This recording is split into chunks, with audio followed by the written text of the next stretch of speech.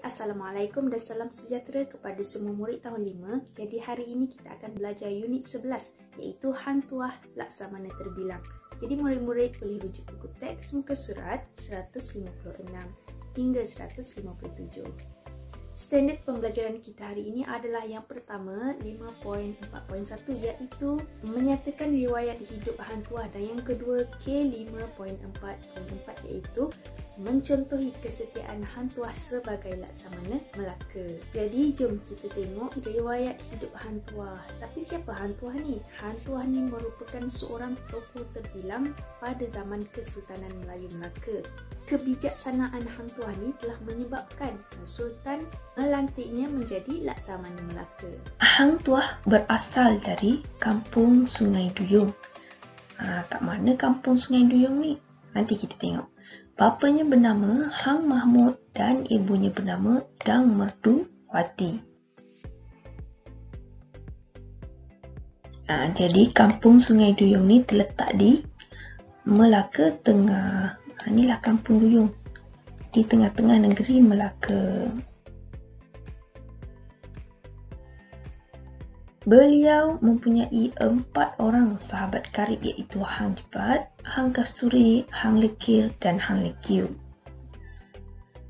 Hang Tuah merupakan seorang yang berani dan juga tangkas. Beliau pernah menyelamatkan bendahara dalam peristiwa amuk ataupun ada orang mengamuk di kampung lah. Dan bendahara telah mencadangkan Hang Tuah dilantik sebagai Laksamana Melaka.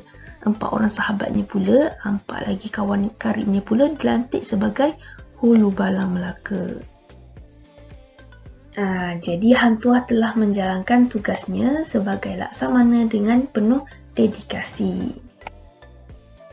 Jadi alkisahnya Hang Tuah ni telah berjaya melihat wajah Maharaja Cina yang tidak boleh ditatap oleh sesiapa pun semasa beliau mengetuai rombongan menghantar utusan Melaka ke negara Cina. Jadi macam mana Hang Tuah ni boleh tengok muka Maharaja Cina ni dengan memakan kangkung secara mendongakkan kepalanya ke atas. Jadi dia bolehlah tengok Maharaja Cina. Ada juga kisah Hang Tuah menggunakan kebijaksanaannya. Tadi dia guna kebijaksanaan dia untuk melihat wajah Maharaja Cina. Dan ini dia menggunakan kebijaksanaannya untuk memujuk Tun Teja, iaitu anak bendahara di Pahang, untuk berkahwin dengan Sultan Melaka. Dan Hang Tuah pun telah berjaya membawa Tun Teja ke Melaka. Tetapi pada suatu hari Hang Tuah ni telah difitnah. Difitnah oleh pembesar istana yang lain lah yang cemburu ataupun dengki dengan Hang Tuah ni, dan Hang Tuah telah dijatuhi hukuman bunuh oleh Sultan Melaka tanpa usul periksa. Jadi bendahara bertindak menyelamatkan Hang Tuah dengan menyembunyikannya di Hulu Melaka. Hang Jebat ni kan kawan baik Hang Tuah. Jadi beliau telah mengamuk kerana mahu menuntut bela atas kematian sahabatnya, sebab Sultan telah menjatuhkan hukuman bunuh tanpa usul periksa.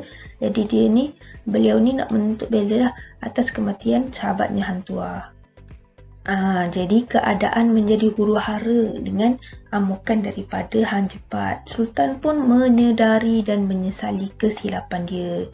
Dia kata hanya Hang Tuah je yang dapat menyelamatkan Melaka daripada huru-hara tu, dan bendahara pun telah memberitahu Sultan bahawa Hang Tuah ni masih hidup. Sultan pun menitahkan Hang Tuah untuk mengembalikan keamanan di negeri Melaka. Hang Tuah pun berjayalah menumpaskan Hang Jebat. Jadi kenapa dia menumpaskan Hang Jebat? Sebab Hang Jebat telah derhaka kepada Sultan. Hang Tuah pun dilantik semula sebagai Laksamana Melaka. Sumbangan beliau telah membawa kepada kegemilangan Kesultanan Melayu Melaka. Macam mana kita ni nak mencontohi kesetiaan Hang Tuah sebagai Laksamana Melaka dalam kehidupan kita?